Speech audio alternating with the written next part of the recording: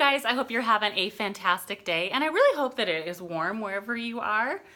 We have beautiful weather, and I certainly don't miss living up in the north. So anyway, I want to talk to you a little bit today about what it's like when you are about to graduate high school and you're really wanting to move out and move out on your own and, you know, make your own decisions and not have maybe that parent that is telling you what you can and can't do.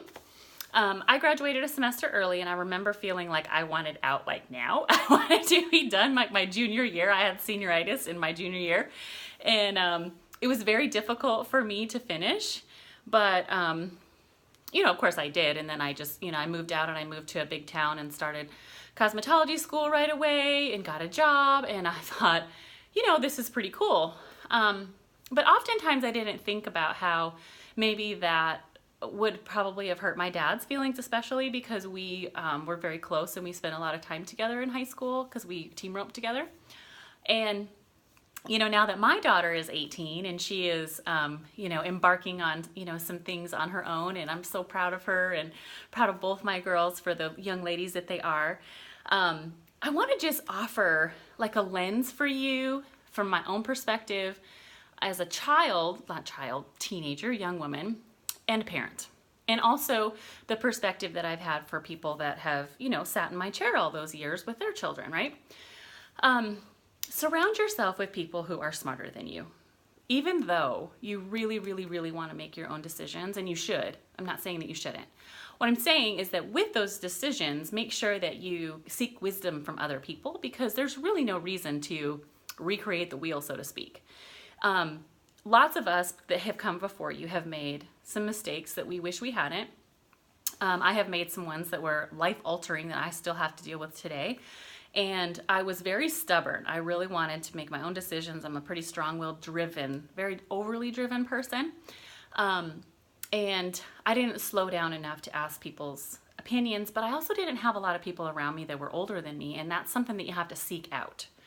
I had a very wise dad, but I didn't ask him. And I didn't go to him and say, what do you think about this? Because I wanted so much to make my own decisions.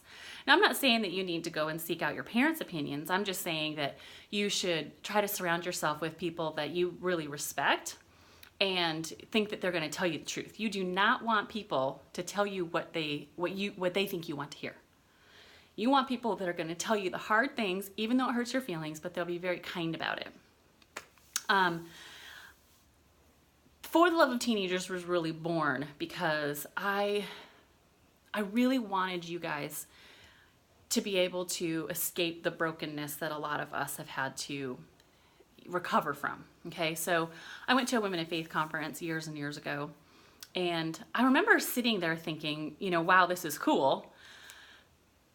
But what if we could get to young people before they got to a place where they're so broken that there's such an enormous amount of recovery that needs to happen. And I'm not saying that you're always going to have like a perfectly, you know, perfect life, and you're never going to have any, you know, hardships and adversity and brokenness. Obviously that's not going to happen. We're going to have, you know, trouble in this life, and that's just the way it is. But what if we didn't bring those on ourselves, you know? Like, I wish that I could go back and, you know, change so many decisions that I made. And I just want to encourage you guys to slow down. Make sure to seek out people that are older than you, that will tell you the truth, even if they're, you know, only 6-7 years older than you. We have some neighbors that are just wonderful, wonderful girls. They're 2 Marines that are in their mid-20s, and I just adore them.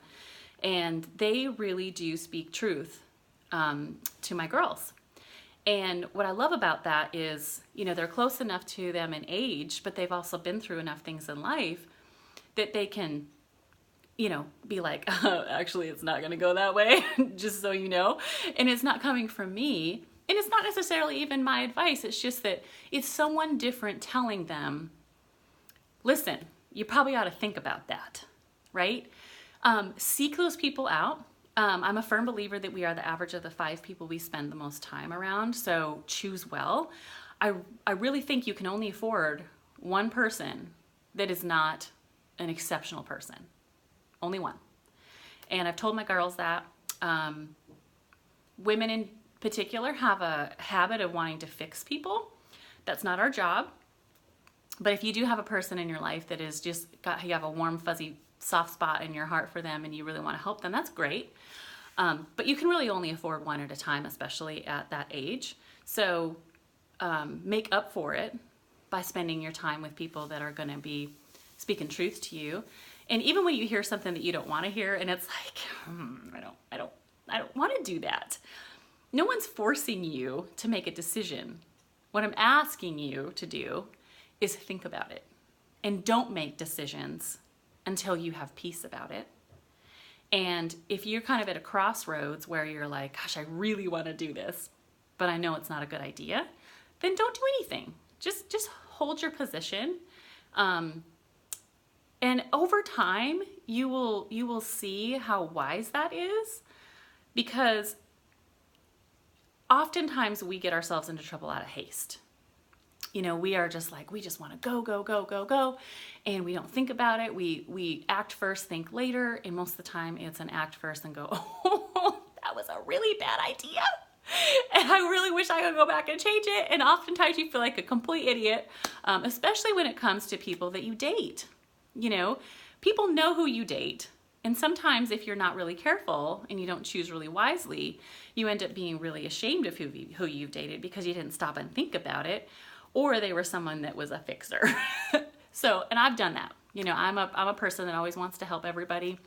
When I maybe am having a rough day, I'm always like, I need to help somebody. I need to go find somebody to help, which is a good thing. It's a good trait, but we are not supposed to fix the people that are closest to us. Okay, we are supposed to choose people that make us better, that we feel like a genius for being with, and are the best people we know.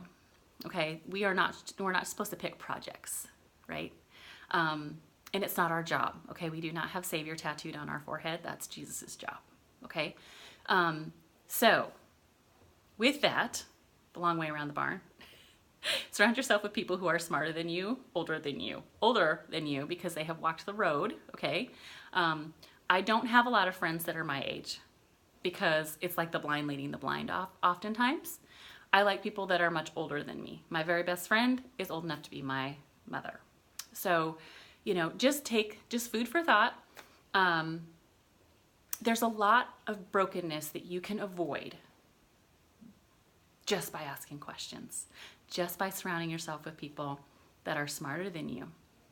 It doesn't make you unintelligent. It makes you wise. Okay, there are only two teachers in life, wisdom and consequences. Wisdom is learning from the mistakes of others. Consequences is learning your own way. And you're going to have a mix of both in your life. But you get to choose how much wisdom you glean from other people. Okay, so I hope that helps. And if you have any questions, of course, you can email me at Teresa@forloveofteenagers.com. You can message me on Facebook, whatever you want, or YouTube. That's where that works too. So anyway, I'll see you next time. Love you guys.